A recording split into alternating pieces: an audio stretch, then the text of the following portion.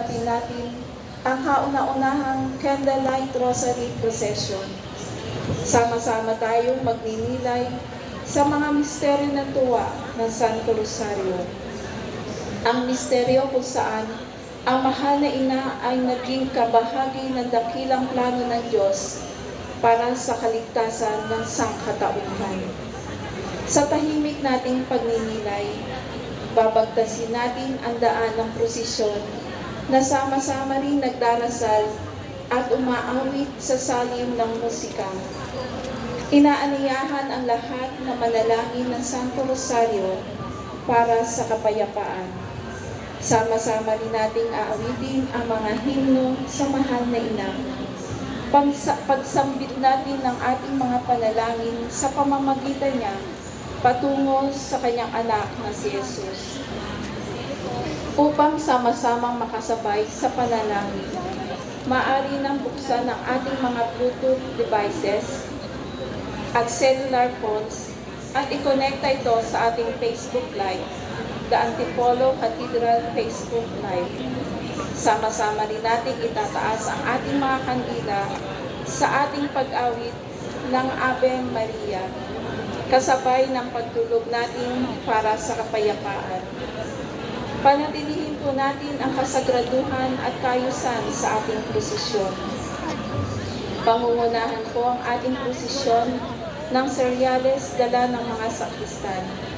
Pagkatapos ang hanay ng 62 patron ng mga parokya sa ating diocese. Susundan ng mga kaparian at reliyoso, ang orihinal at mapaghimalang birhen ng Antipolo, at susundan ng mga deboto at peregrino sa likod ng imahin ng mahal na ina. Sa pagbabalik natin sa pandaigdigang dampulan,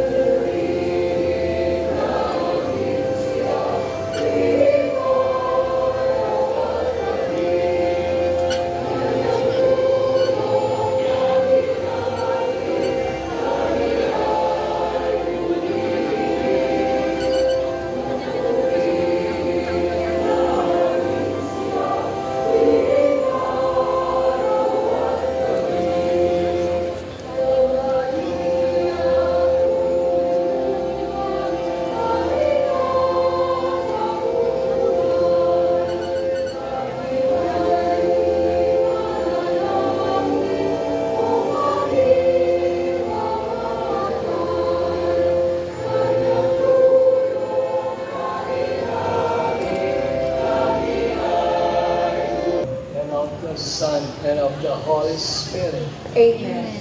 The grace of our Lord Jesus Christ and the love of God and the communion of the Holy Spirit be with you all.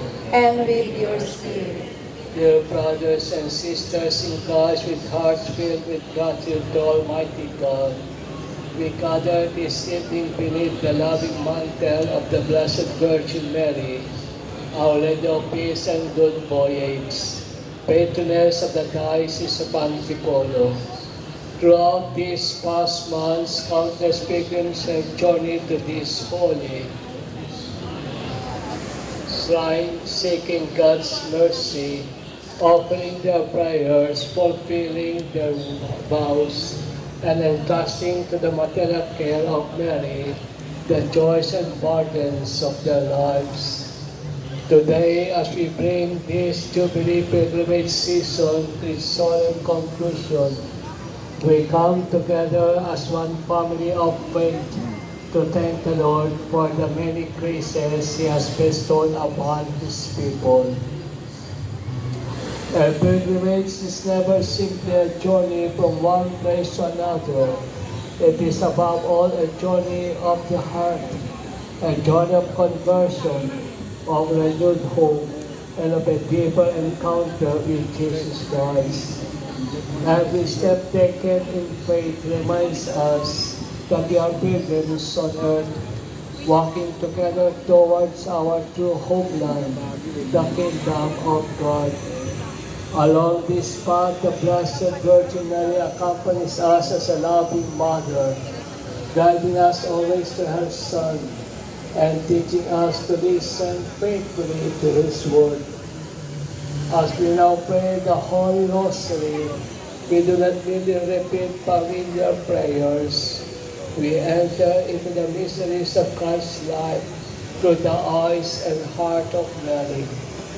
In contemplating these sacred mysteries, we ask the Lord to renew our faith, strengthen our hope, deepen our charity, and inspire us to become authentic witnesses of the gospel in our homes, our parishes, and our communities.